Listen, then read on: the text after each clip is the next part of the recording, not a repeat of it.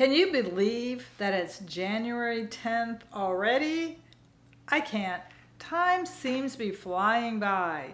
I'm Sue from Aging Joyfully. Steve is sleeping right now. He is so tired all the time. He hopes to join me in the future in some of these videos, but he lost his job like many of us in 2025 and got a physical job. So that makes him a little bit more tired as he is aging and should be retired. I am doing a different video today. I found a video that popped up in my feed and it's called Real Retirees Uncut. It's where a man goes out to different cities and interviews retirees to ask them various questions. There's actually 20 questions. I watched a few and wrote down the questions and I thought I will apply these to myself, although I never considered myself retired until recently. When I met Steve, I was an auditor working for a Fortune 500 company and became a financial analyst right before we got married. We decided to have a baby right away because we were older, and Steve got transferred. So I stayed home with our child, and all in all, and since I met Steve, we have moved 15 times. A lot of that was temporary living or living in hotels. We actually lived in a hotel for a while before it was cool. Now many people are living in hotels as housing is unaffordable. We lived in hotels. We actually bought a house online, sight unseen. We are think out of the box people. We've done things that people don't do. So we are a little bit different than the average person. So I didn't work for many years and went back to school during the Great Recession. And by then I was around late 40s. And I went back to school to become a teacher. I had always wanted to teach, but it never paid very much. But I thought I would pursue this interest. I started babysitting when I was 10 years old, and there was 8 of us growing up, so we were always around a lot of children, and education was stressed. And I had a teacher, Mrs. Robinson, who made such an impact on my life that I decided I would finally go back to school. And I actually love math. That's my first love, but I got certified from preschool to college, and including college because I have a master's degree. I'm certified special ed and so many other things, social studies, language arts, economics, however you want to say it, business ed. I just kept getting certified. They told me if you'd have a better shot of getting a job if you have more certifications. Well, that was not true at all. It's not what you know, it's who you know. I found after I subbed in 32 different schools, and I found that most of the people were being hired from the principal's church, which was typically Baptist or Presbyterian Protestant religion, which we are not. And I found this over and over again from school to school that this was true. So my certifications didn't help me get a job, but also being older, they think you're set in your ways, that you will have health problems, whatever. I could not get a job.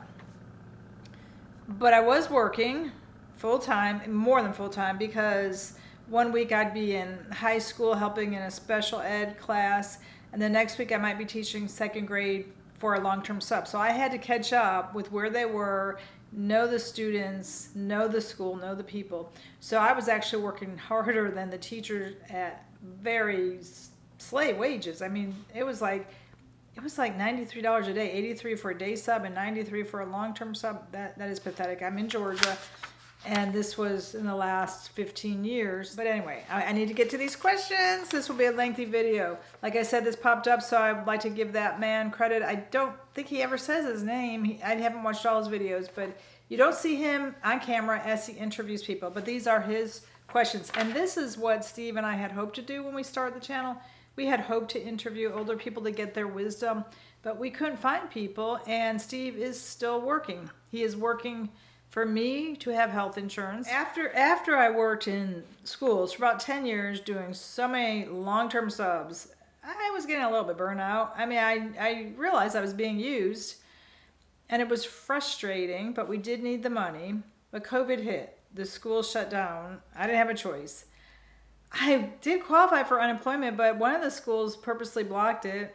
They challenged me. There was no offices open. I could not get my unemployment. I know what system did it. I think it's really horrendous after I gave them so many years. But I was like, I was never going to go back to that school after they refused to hire me and then blocked my unemployment. I was done. Well, we moved to where our grandson was born, and I took care of him for 2 years, and it was just wonderful because I have that knowledge. In high school, I had majored in early childhood development. I was the top student in the class, and because I was the top student, they gave me a Mother's Morning Out assignment where I went to a church and actually earned money. I got to keep all the money in the Mother's Pay. I had to design the program with the second top student. We designed what we were going to do, and the mothers paid us what they wanted to pay us. We had no say in that. We got to keep the money. And I started babysitting at 10, like I said, the kids in the neighborhood, the classes I've taken, plus going back and majoring in education. I was more than qualified to take care of my grandson. But at 2, my son and daughter-in-law wanted to put him in daycare to expose him to other people. Well, I do agree that children do need to be exposed, do need social interaction. But he was getting that. Steve and I would take him to the library for story time or whatever event was going on. Went to his other grandparents' house one weekend every month. He came here. He had his parents. He had his neighbors. He was getting a lot of exposure at 2. You don't need that much. You don't need to be in daycare 8, 10, 12 hours to get exposure. In my opinion, it's detrimental to a child to be in daycare because it is an institution and you learn how to fight to get attention. There's one teacher and whatever, 8, 10 kids. Just like growing up with eight kids in the house, we didn't get a lot of attention. So I don't know. That's just my opinion that I thought 3 is that critical cutoff year. I wanted him to stay until he was 3. At that time, I didn't acknowledge I was retired. I didn't consider myself retired. I was considering getting a job as we could always use the money. But COVID, although officially it was over, people still had COVID. There were some bad cases. Schools by this time had gotten out of control. The whole world had changed in that short time. Those 2 years from 2020 to 2022, the whole world had changed. And well, I just stayed at home and started doing things, and we got along without my income. And so now I guess I consider myself retired, but I don't have that pension or retirement income. So I'm going to get into the questions. What caused you to retire?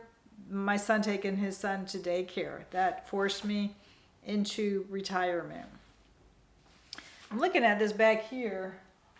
I finally changed my backdrop in this. I steamed it, and this looks a little wrinkled to me. That's bothering me.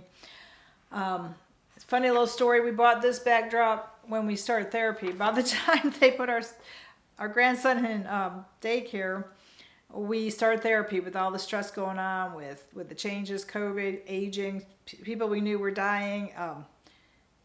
We started therapy, and our therapist had this backdrop. And we did, because we did it on Zoom. We never met the guy. He was in Florida, actually. Steve's company at the time offered this free therapy, and everybody was doing therapy, and we said, why not? Well, actually, where I wasn't depressed when I started, it caused me to be seriously depressed. I mean, he would bring up issues, whatever. He'd just, I don't know, you go back to your childhood, and things are taken out of context. Just because my mother forgot me in a store, I mean, that was typical back then. Kids weren't kids. They were mini adults back then. You had a lot of responsibilities. Starting babysitting at 10, shopping. She would have me go to the deli and order the meat when I was like 10. They would ignore me and ask every adult woman around me for their order. And then when I was still standing there, and she'd say, do you want something? And I would say, yeah, half a pound of ham and a quarter pound of cheese or whatever. So you were like a mini adult. Whereas today, I saw a video where mom was putting her 17-year-old son in the car going to school or something. She's like, well, text me when you're leaving, text me when you're halfway home, and text me when you're home, or whatever. It was like total pampering, over control. Whereas we grew up with, you're gone until the street lights come on. So it's a different world. So to go to therapy today to analyze your childhood, it's taken out of context. So I found that I got seriously depressed going to therapy, and then I found a book, Bad Therapy by Abigail Schreier, who agreed that sometimes therapy makes you worse, and that's what it did for me. So I'm sure it's helped a lot of people, but for me personally, I got much more depressed going to therapy. And I've considered about, now with everything going on today, this was 2 or 3 years ago, I'm thinking, would it be better today? But I honestly don't know. So that was question number 1. And there's 20 questions here. My son putting his child in daycare forced me to retire before I really wanted to. What is one thing you are glad to not have to deal with? Well, people. When you're subbing, I had a million bosses. I had the teachers, the sub coordinator, the students, the principal, administrators. Everybody was my boss. Everybody was telling me what to do. And teachers don't want to get in trouble. So I was blamed for things I never did. Teachers were able to manipulate the situation and pin it on me. And this wasn't just me. I noticed it because I noticed patterns, and I'm observant, and I watch the schools. A lot of subs were crossed off the sub list at certain schools because they were blamed for certain things that they didn't do, because there's a million subs. So there were then. Today there may not be. So you were blamed for things that teachers did because they're not going to ruin their career and risk their health insurance and livelihood. Subs were expendable. Today I see videos that subs are hard to come by, and teachers have to work their planning periods and things like that. But where we lived, which was a more affluent area, a lot of the housewives became subs. So subs weren't so much of an issue as they are in maybe a poor area or whatever. I don't know about today because it's been now 6 years since I've subbed. What was your saving strategy? Well, I've always tried to save my entire life. But when I graduated college, I was 21 and I worked for the USDA as an auditor. And I had 2 older bosses. One was maybe 55 and one was 72. And they told me, because they had just changed pensions to 401ks, it was the 80s. And they told me to invest money. So I did. I don't remember the percent I invested. I only made maybe $17,900. It wasn't a lot of money, but I did start saving then. And then I went back to school to get my graduate degree. So I didn't save it all. And then I started working again, and I didn't start saving right away. I don't know why. It was really stupid. I guess I felt like I didn't have the money because I had a car payment, I had rent, I had so many expenses. I didn't start saving. But then my office mate ridiculed me and said, why are you not saving? It's a 100% match on the first 6%. And I did jump in then. But then I was engaged with Steve, and I got him to start saving too, because I think he was not saving either. I don't think he had a 401k at all at that point. So we both started saving. Our goal was to save the maximum. Of course, it wasn't instantly maximum, but once I quit working, I wanted Steve to save the maximum. I did not know that you could save for a spousal IRA at that point. We didn't have internet, we didn't have a computer, and taxes were always my least favorite subject in the business school. It's one of the few C's I got was taxes. I hate taxes. I feel stupid now that I didn't know all those years I could have been saving in a spousal IRA, but I didn't. So that was the thing with saving. Now, we came across weird situations where Steve was saving. Back then, they used to do a test, and I don't remember the name of the test within the company, and if it was an IRS test, if so many people weren't saving in the 401k plan, they would pay you back.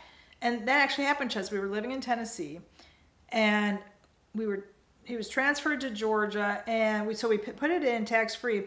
And then when we were transferred to Georgia, they said not enough people are contributing. They paid it back, and we then had to pay taxes on the money that was in this 401k tax-free. I was pretty upset at that. The Georgia tax rate today is just lowered to 5.09, so it was roughly 5 or 6% back then.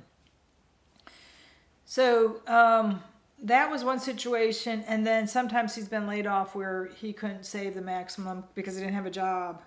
He didn't work enough in that year to save. He was in the Great Recession. He lost his job in July, and July seems to be a big month to lose your job. He lost his job in July several times. So we couldn't always save, but that was always important to us, even if we had no money. That was always important to save. Right now, the job he has is so low paying, he can't even get the maximum that the IRS allows today. He can't even save that maximum amount because he makes such a little wage. But he does this for me for health insurance, and I'm so, so grateful that he's willing to work this job so that I can have health insurance. I know I could have COBRA. I had COBRA from my last job. It was $600 a month. The ACA was $900 with a $10,000 deductible last year. This year, I did not check. I'm sure it would be quite a bit higher than $900 a month. When Steve does leave this job, I can get COBRA again for a year and a half, but I still won't be old enough for Medicare. And I don't know what shape the ACA is going to be in. We don't know if they're going to get rid of the pre-existing conditions. I'll be uninsurable. We don't know what's going to happen. That's why we're trying for him to hang on for a year and a half so I could get COBRA for a year and a half. That's our goal, for him to hang on to this job for a year and a half. What is your primary source of income? Today, our primary source of income is our 401ks. After he lost his job, which was lower paying than we call his first job a career job. In the Great Recession, we call that the career job, and then after the Great Recession, we call it a job, and today it's just survival. So when he lost his job, not career job, we were living on some of that, plus we had started taking out of 401k or IRAs. When Steve turned 59 and a half, we needed to take out of 401ks or IRAs. We didn't have enough money to live on. So we started taking money out once there was no longer that penalty for the IRS penalty for taking money out. That was, I think, during the Great Recession. So today our main income is that, but we can't sustain that. So we did just claim Social Security as of December of last year, but we have not yet received it. It's paid a month in arrears. So in January we will start receiving it, and that will help. Social Security plus the IRAs. We don't know if the IRAs are going to crash. Twice in our lifetime they did crash to where we barely had anything in them. So I anticipate them crashing again at some point, so we can't rely totally on that. Let me go on to the next question because I don't want to answer them early. Do you use a financial advisor? Well, I was a financial analyst. I did not do taxes, like I said. We've gone to some classes at the library, just a little bit. I've read books since the last 20 years. I've been reading retirement books, and things have changed. Tax things have changed, and I mean, what they say, even 10 years ago, that $1 million would give you a comfortable retirement. Now they're saying something like 3 million, 2 or 3. People couldn't even save 1 million. So we had thought about using a financial advisor. We have a hard time trusting people because unless they're a fiduciary, that's when they're doing it for your benefit. They're making money off of it, and we just don't trust that they might not steal it. We talk to each other each week. It was like quarterly over the last few years, and then now we check our stocks pretty much daily and talk weekly about strategies and cross our fingers. I remember when I was in graduate school, I had to do a project with everyone, and my job was like the stock job. It was a real computerized program. I had to sell and buy stocks for the company, and I was so nervous because this was our grade. So if I made a mistake, our grade was going to be lower. So I was just paralyzed with fear. Steve is a risk taker. I'm not. So he makes most of the decisions in investing, but I've told him we can't have this much risk at our age. We have a lot of risk, more risk than we should be having. So, of course, that is a concern. Of course, with the way things are going up, you have that risk if you don't gain money that things are costing 3 and 4 times more, like food, health insurance, housing, property tax, car insurance. Everything's costing 3 and 4 times more. Did you have a problem transitioning from saving to spending? I do. I've always been a saver. Steve's always been a spender. He's always the one who says, you know, we got to live, we got to do this. Of course, with his job, we don't have time to really spend a lot of money because he doesn't have much vacation time in this job. So we're not spending a lot of money. We've always been conservative. So I have a hard time spending because I know things are going to be going up and are going up. So yes, I do. Any thoughts about taking Social Security? Yes, we just took it just now. We wanted Steve to wait till he was 70. He is at full retirement age. So if he ever made higher wages, he wouldn't be penalized for working. He wants to quit working. That's his ultimate goal. I'm afraid both of us may have to go back doing something. I'm afraid that we're not going to have enough money to live on. We're both going to have to substitute teach, or I don't know what we'll do. How do you pay for health care? Well, Steve gets it through his job right now. He is eligible for Medicare, but our understanding is that for me to get the health insurance through his job, he has to be on it. So he can't get Medicare. There's no point in paying for it when we're paying through his work. So we're both getting it through his work. He does have Part A for free, and he does have Part D for free because he's not on very many medications. Most of our healthcare things we pay out of pocket ourselves. We both have sleep apnea. We go through, we've gotten the tests online ourselves because to try to go through doctor is a million appointments. We already have it. We just wanted to get reassessed. They wanted you to see, I think, a pulmonologist several times to determine if you need to be tested when we have it, when we have sleep apnea. We just went online, bought the study kit, paid for it, got the prescription, buy our machines. The first time we got tested, they didn't educate us or do anything. We had to learn everything on our own. So that's what we do. Dentists, we have insurance, but we still pay things ourselves. Most things we just pay ourselves. Prescriptions, we get them at Costco, we pay ourselves. Get them without insurance, it's much more affordable. Eye care, again, we don't use insurance, we didn't pay anything. We get that ourselves. We go to America's Best and then pay for my contacts and glasses. And Steve had cataract surgery, so he doesn't need glasses except for over-the-counter readers. What is a typical day? I don't have a typical day.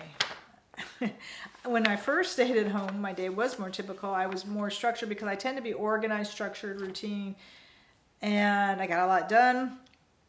Back then, I was, I started the channel and I did maybe 2 or 3 videos or daily shorts, checked the comments. I walked the dogs every day. I was pretty rigid. Today, after 3 years, well, for one thing, Steve's schedule changes. There's a period when we were going to bed at 2 in the morning and getting up at 10. And now we go to bed at 11 and get up at 7. So that flexibility of his schedule changes my typical day. I tend to be a morning person, so I tend to get up early and get things done in the morning. But I was just getting used to that night person phase. People couldn't believe how I'd stay up till 2. When I saw them at holidays, I'd be up till 2 and they'd be tired, and I'd be like, this is the new me. And then he had to switch back to this early schedule. So I don't have a typical day, but I do find myself getting up, and I do check my blood pressure every morning because it was going up, and because of the high cost of health insurance and doctor's visits, I'm trying to keep vigilant with my health. So I check my blood pressure. I then read the news. Don't read the news and then check it. You're supposed to check it before you eat or exercise or take a shower. You do need to go to the restroom before you check it, but find a video online and proper ways to check it. The doctor's office never follows the correct way, and it's always sky high, plus my nerves is always high, and they want to give me a pill. So I'm checking it to keep a record to take into the doctor's office. Then I'll pet Sammy. Steve and I always fight over who's going to have to take the dogs out, because Sammy won't just go out in our fenced-in yard. She wants to go out on a leash because that's what we did when she was a puppy. So we have to take her on a leash, and then she hears a car drive by and she won't go to the bathroom. And now she has post-traumatic stress disorder from loud cars. We have found a lot of cars are taking their exhausts off and seeing who could be the loudest, and she's terrified. She's terrified of going to the restroom now. So we kind of outweigh the other person to see who's going to take the dogs out. Sierra will go out no problem, and she'll be out there forever. She'll go in and out because she's a senior. I'm convinced she has dementia. She'll go in and out 10, 15 times in the morning.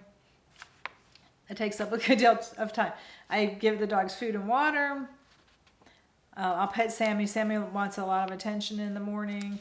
And then I look at the news, which we're gonna get rid of that because that's really just dragging us down, making us depressed. So we're thinking maybe we need to quit looking at the news. Then I'll get dressed and do some exercises. I'll exercise periodically throughout the day, not all at one time. Sometimes I'll do a video. Sometimes I'll just do there was a theory that if you exercise for 2 minutes, that was better for you than to do an hour. Like if you did 2 minutes every hour, that theory didn't work because I weigh more now than ever. I also have been doing fasting, so I'm not eating. I'm gaining weight from fasting. I'm gaining weight from that 2 minute every hour. I do get 10,000 steps or 35 to 45 minutes every day of exercise, but I'm not where I was when I went every day on a walk. I was a lot thinner. People think walking doesn't work, but it works for losing weight, keeping your weight off, but it doesn't get your heart really going. So what I'm doing is it's better for my heart, which I've had a lot of heart testing, and the only thing they found is plaque. So, try to keep my stress level down, and that's another question for later. But what was the question? Typical day. Okay, then I'll eat breakfast about 10 because I want to do that fasting. Same thing every day, oatmeal with chia seeds. Well, now I'm adding the yogurt with no sugar, the bland, boring yogurt, walnuts, and decaf coffee. So I'll do that, maybe clean up the kitchen if it's not cleaned. I've been working on videos. I make a video, have to edit a video. I've been writing letters to people. That's keeping your brain active. And selling things. I've been trying to sell we just have a lot of little things. And I found $10 is the hot spot, the sweet spot, that people will pay $10. So I've been selling a lot of things. I get a lot of inquiries, but nobody ever wants to buy. I mean, I'm always surprised when 4 months after I list an item, somebody wants to buy it, and they actually do come and buy it. So I'm working on that to declutter. I'm trying to do that Swedish death cleanse where you get rid of everything in your house before you die. I mean, we're not dying, but we have so many little things. We're going on a no buy time. We're trying not to buy. Got rid of our Amazon membership, and we're focused on not buying and trying to sell. So, and then let's see. I do. Steve and I after dinner will play a board game to keep our minds stimulated. We've been playing word games, and we both feel like we're losing words. I've never been a word person. I've always been a numbers person. And men typically talk less than women, but we feel like because we're not talking as much, his job is an isolated job where he doesn't talk to people, and I'm isolated. We feel like we're losing words, so we play a game for 10 to 20 minutes after eating, and then we watch quite a few Netflix series, which is probably not good, but it keeps you up to date what's going on because they're current series. How accurate they are about real life, I don't know. So I don't have a real routine, typical day. When he's off, we run around, and I try to come up with fun activities. It's getting cold and rainy and yucky, so that's harder to do. But I try to come up with something fun, and we typically eat out when he's off. And that's about it. We're looking to plan some trips. Well, he doesn't get a lot of time off, so it'll be one trip actually. Once he's retired, we have trips in mind. We just got our passports, and Canada is one of our first trips we'd love to take. So no typical day, but I mean there's patterns.